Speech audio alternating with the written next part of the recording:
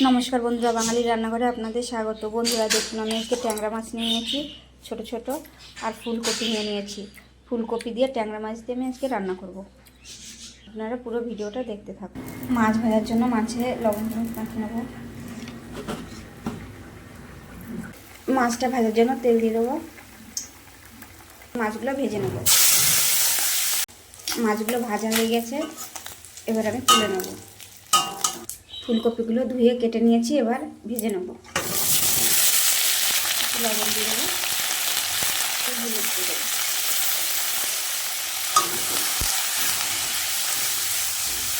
ফুলকপিটা ভাজা হয়ে গেছে, এবার তুলে নেব। জিরে আদা বেটে নেব। তেলের উপর দিয়ে দেবো জিরে।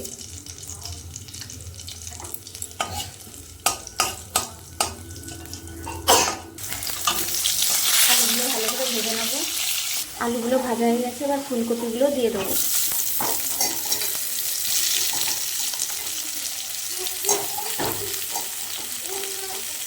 লঙ্কা দিয়ে দেবো, মশলাটাও দিয়ে দেবো।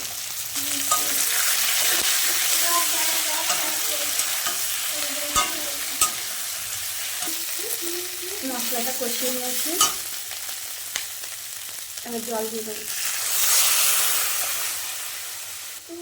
লবণ দিয়ে দেবো, হলুদ দিয়ে দেবো, এবার ঢাকা দিয়ে দেবো।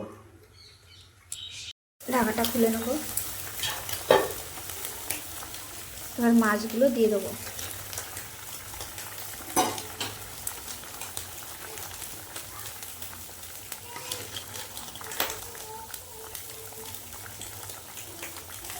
মাছ দিয়ে আমি ভালো করে আবার একটু ফুটিয়ে নেবো। ঝোলটা আমার হয়ে গেছে, এবার আমি নামিয়ে দেবো।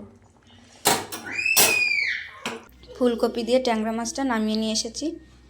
আপনাদের যদি এই রেসিপিটা ভালো লেগে থাকে তাহলে লাইক, কমেন্ট, শেয়ার এবং সাবস্ক্রাইব করে দেবেন।